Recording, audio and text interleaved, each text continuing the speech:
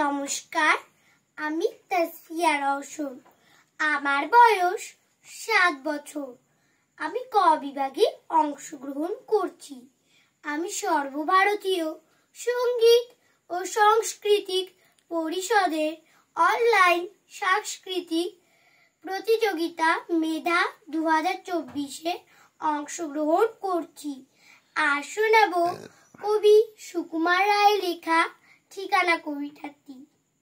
আরে আরে জগমোহন, এসো এসো এসো, বলতে পারো কোথায় থাকে আদ্যানাথের মেশো?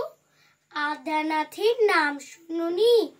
খগেনকে তো চেনো, শ্যামবাগচি খগেনেরই মামা শ্বশুর যেন।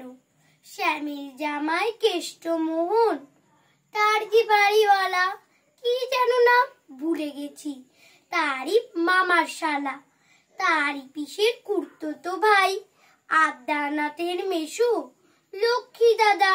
ঠিকানা তার একটু জেনে এসো। ঠিকানা চাও? বলছি শোনো।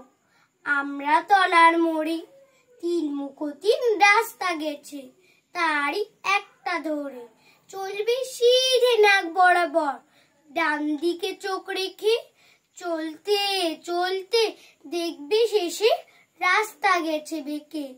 দেখবে সেটাই ডাইনে বাই পথ গিয়েছে কত, তারই ভিতর ঘুরবে খানি গোলক ধাঁধার মতো।